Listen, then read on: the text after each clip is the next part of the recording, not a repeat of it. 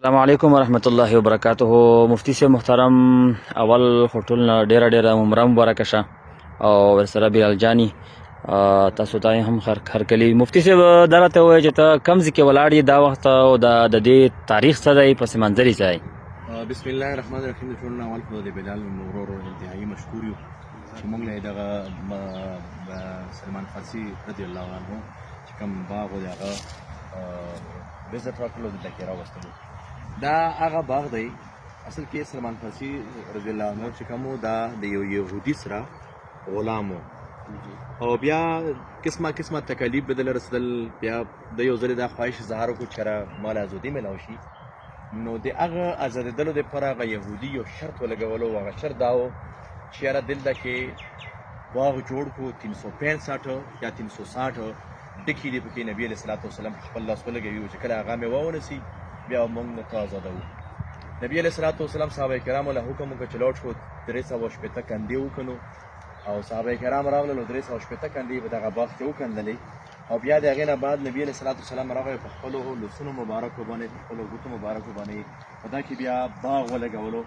او تقریبا علما فرمایي چې په یو کال بعد هغو کجورو باقاعده میوه ونیوله او کجورې ونیولې.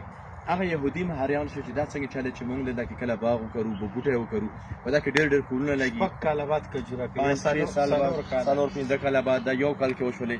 چې کله د پیغمبر علیه الصلاة والسلام هغه معجزه یې وکتله نو هود به هود هغه خپله هم اسلام راوړلو او هغه یهودي بیا په اسلام کې داخل شلو. نو د دغه باغ داسې وړوکی غوندې پس منظر دغه دی. ماشاءالله ماشاءالله. بلال جانی تب کې څه وایي؟ دا مزرعه سلمان فارسي عربی کې ورته مزرعه وایو، موږ ورته پښتو کې باغ وایو که نه جي. نو دا هغه باغ دی جي. خدیقه چې کوم دی هغه د موږ چې ورته پارک وایو چمن هغې ته خدیقه وایي. نو دا چې کومه مزرعه ده نو دې ته ماشاءالله چکر مو راولګو او مفتي صاحب هم را سره دی او ستاسو جي خپل اسم شریف پکې واخلی. زما نوم سیف الله دی. سیف الله به هم را سره راغلی دی و چې دیم پکې لږ راولو ځکه چې دې ته ځان ساتي او موږ ته یې کیمره نیولې ده ماشاءالله. سیف الله بی مزرعه سلمان فارسي رضی الله تعالی عنہ کې دا ټیم کې څه محسوسوئ جي؟ یاره دا حالت هم دا دي چې هغه زوړ تاریخ او د صحابهو هغه تاریخ هغه مینه محبت هم په زړه کې پرته ده ماشاءالله. او وینو داسې محسوسوو لکه هغه وخت دی خو تقریبا 1415 کاله تېر شوي دي جی. او الحمدلله هغه یادونه او هغه مینه محبت او هغه اوس هم شته دی.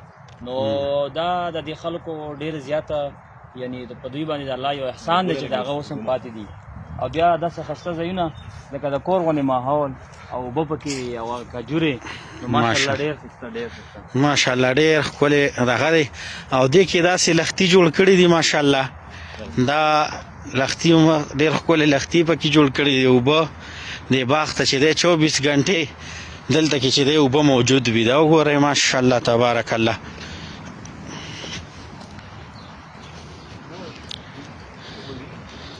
دا سرکاري اوبه وي او ماشاءالله ډېر ښکلی منظر دغه کوي.